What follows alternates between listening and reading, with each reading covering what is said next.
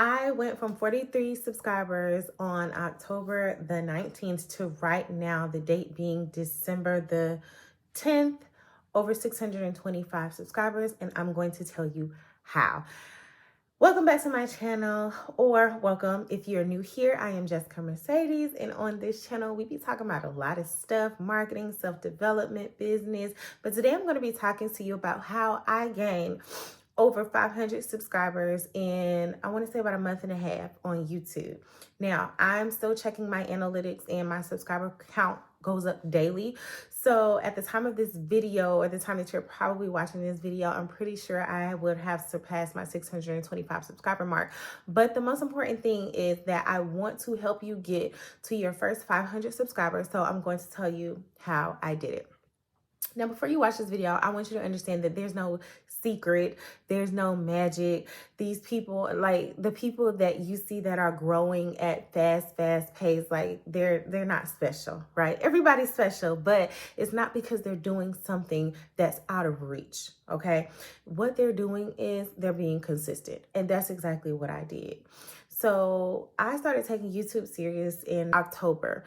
And as I started taking it seriously, I started developing a strategy. And that's the first thing I want to talk to you about is if you want to really be a content creator and not just someone who makes videos, you have to develop a strategy. You have to figure out what your content pillars are, where your content buckets are going to be, what your posting schedule is going to be. All of these things matter. And I know it sounds like a lot, but the moment that I started treating YouTube like an actual business and not just like a hobby or a side hustle, that's when my growth just catapulted, and it just opened new doors for me that I never thought or never expected to be open.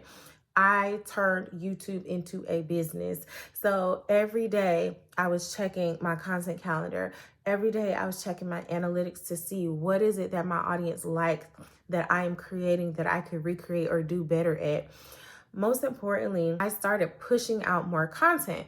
Now, I definitely believe in quality over quantity, but this wasn't just basic content. I had put a lot of thought into my content before I actually started creating it and started putting it out there. So even though I started posting every single day in the month of November for like 2 or 3 weeks, I fell off after that. And I actually posted a video about like me falling off and falling into a funk. With me doing that and staying consistent for those 2 or 3 weeks at a time, what it did was it allowed me to have something to critique.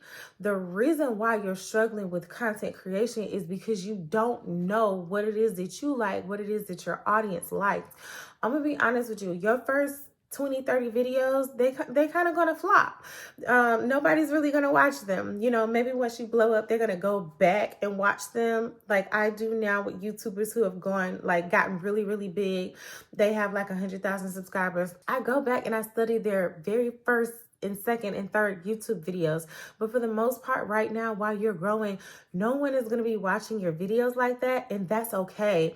Use that opportunity to critique yourself. Use that opportunity to say, you know what? I really love how I articulated that, or how I sounded when I said that, or maybe I need to tone this down or adjust this.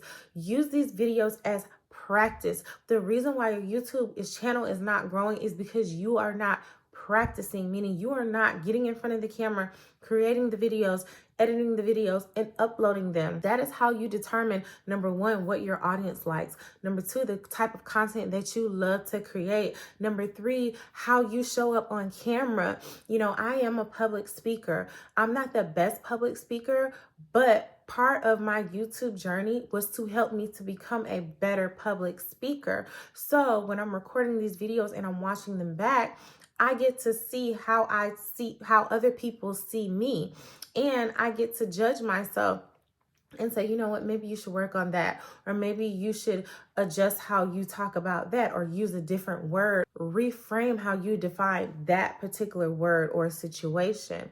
So your first 10 to 20, even your first 30 possibly videos are probably going to flop. And that's okay, because that is just practice. Here's the thing. Even if it does blow up, because I did recently have a video that is still doing numbers. You know, it has currently over 6,000 views. That video did way better than I expected, and it was one of my least thought out videos. I'm saying that to say all it takes is one really good video that resonates with your audience that's going to catapult your YouTube career, your growth, or whatever it is that you desire to do here over on YouTube. Which leads me to my next thing. You really have to keep going because you never know when that video is going to be the video. I have taken so much time and done so many edits to so many videos, and I was like, yeah, this is going to be the one. And then I upload it and it gets 20 views and 1 or 2 people commenting, and I'm like, I literally just poured my heart and soul into this. Prime example. On one of my TikTok pages, I posted a video of me eating a chicken wing, and the caption was POV, eating food in your car so you don't have to share with your kids.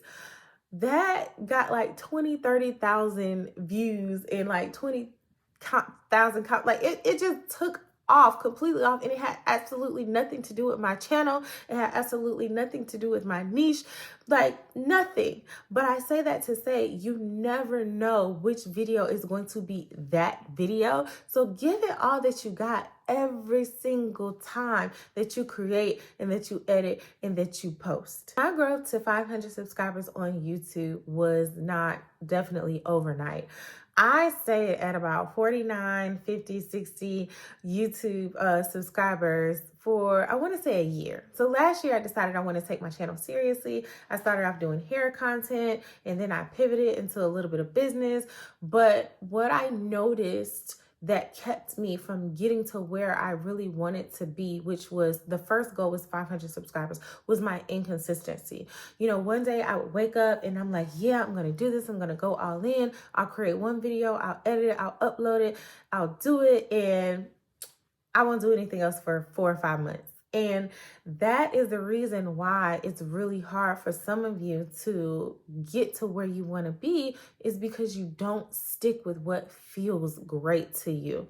So I have a hard time getting up and actually getting in front of this camera and recording the video. I love it once I get here, but it's so hard for me to put myself together to sit down and get in front of this camera because I have to wait until my kids are asleep. And by the time they're asleep and I finish cooking and cleaning and doing all of the things, I'm exhausted.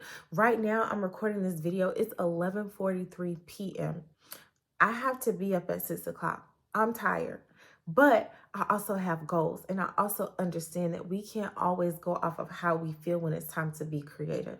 But what we can go off of is the feeling that we get when we get in our zone and we are creative. There's no better feeling than me editing my video and uploading it.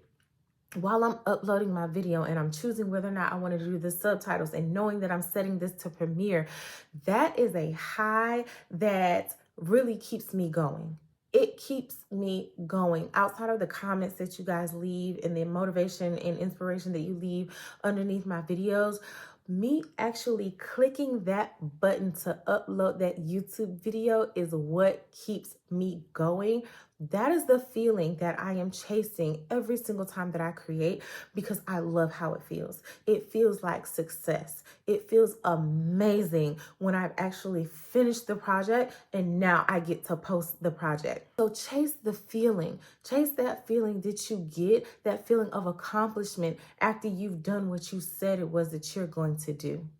The next thing that helped me get to my 500 subscribers, which we've already briefly touched on, but I want to elaborate, is consistency. How do you be consistent when you barely want to pick up the phone or the iPad or whatever and record yourself? You're consistent because you remember why you started. I understand that there are things that I want out of life that aren't going to come from me working a 9 to 5. As a matter of fact, I lost my 9 to 5. Go back and watch that YouTube video. I lost my job. And one of the things that I said once I lost my job was, I will never ever give someone else the ability to control my income like that. That was the most heartbreaking thing, knowing that I was let go from this company as a single mother with 4, right before my son's birthday, right before the holidays, all because I put my income or my ability to make money into someone else's hands. when I record my YouTube videos, when I'm thinking about this content, when I'm putting my content together, when I'm curating this, and when I'm working YouTube like a business, I am in control. I am the determining factor of whether or not I succeed, whether or not I get my channel monetized, whether or not I bring in brand deals. I get to determine that because I'm the one that's showing up every day on a consistent basis. So the way that I stay consistent is remembering that at the end of the day, if I don't, then I don't get to have the things that I want to have for myself and my children and our future.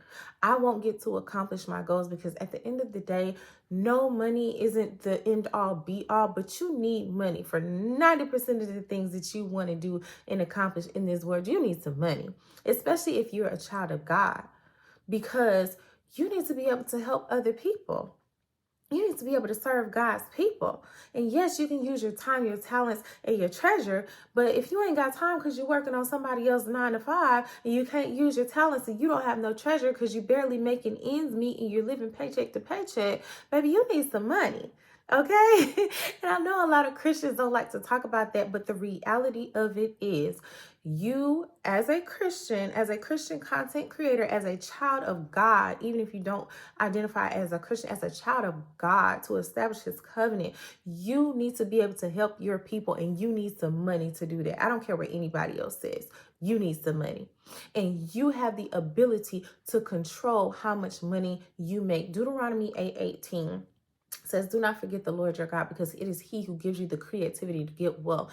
You have the creativity right here at your fingertips to be able to control and gain wealth using your talent that God has given you. That leads me to the very last thing of how I was able to get 500 subscribers on my YouTube channel in about a month and a half. And that is being authentic. I talk about this in almost every single video that I make, and I will never stop talking about it because it is so easy to look at someone or a video for inspiration, and then the next thing you know, you're copying and mimicking them word for word. You guys, there was a big creator at the time that I was, being consistent with my channel. There was a big creator that was blowing up, and I'm talking about she was gaining like thousands and thousands of subscribers every single week. And I love her. I really do love her, and I love her story, and I love how she just shows up authentically.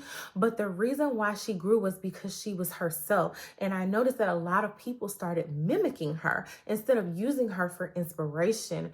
I can tell you that is the biggest way to crash and burn. You can only pretend to be someone that you're not for so long. That's just the truth. Authenticity is what helped me grow my following past 600 subscribers.